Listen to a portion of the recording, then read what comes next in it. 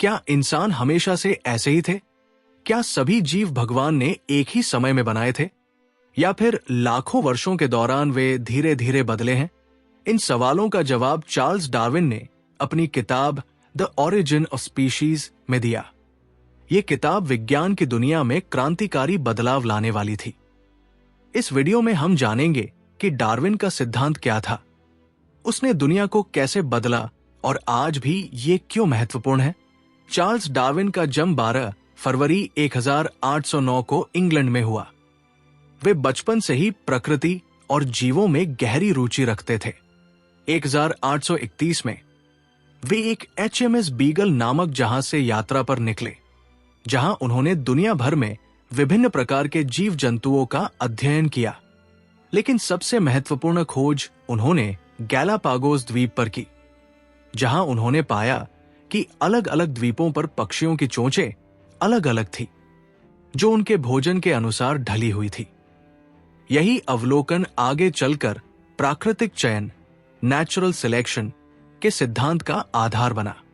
Darwin ने 1859 में अपनी किताब द ओरिजिन ऑफ स्पीशीज प्रकाशित की, जिसमें उन्होंने बताया कि प्रकृति में सबसे ताकतवर नहीं, बल्कि सबसे अनुकूलित जीव ही जीवित रहते हैं।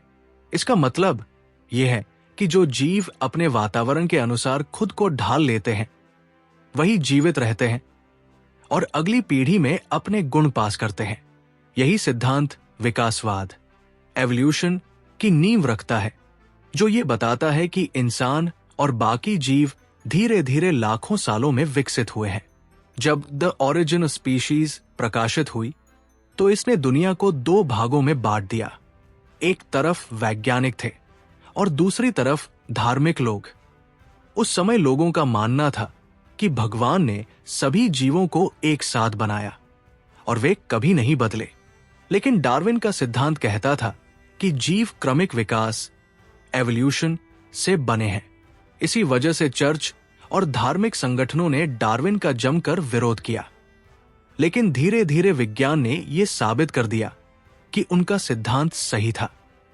डार्विन के सिद्धांत से यह साफ हुआ कि इंसान और बंदर के पूर्वज एक ही थे। इंसान का विकास लाखों वर्षों में धीरे धीरे हुआ। DNA और जेनेटिक्स के आधुनिक शोधों ने इस सिद्धांत की पुष्टि की है। आज हम जानते हैं कि प्राकृतिक चयन की प्रक्रिया अब भी जारी है और जीव निरंतर बदल रहे हैं। आज भी द ओरिजिन ऑफ स्पीशीज विज्ञान की सबसे महत्वपूर्ण किताबों में से एक है। इसने मेडिकल साइंस, जेनेटिक्स, पर्यावरण अध्ययन और बायोलॉजी में नई खोजों के दरवाजे खोल दिए।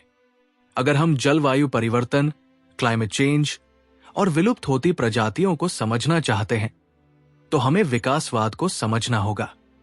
डार्विन ने दुनिया को यह सिखाया कि परिवर्तन ही जीवन का नियम है। जो बदलाव को स्वीकार करता है, वही आगे बढ़ता है। चार्ल्स डार्विन ने एक ऐसी खोज की जिसने पूरी दुनिया की सोच बदल दी। अगर आपको यह वीडियो पसंद आया तो इसे लाइक करें, शेयर करें और हमारे चैनल द इनर लाइट को सब्सक्राइब करना न भूलें। मिलते हैं अगले वीडियो में। धन्यवाद।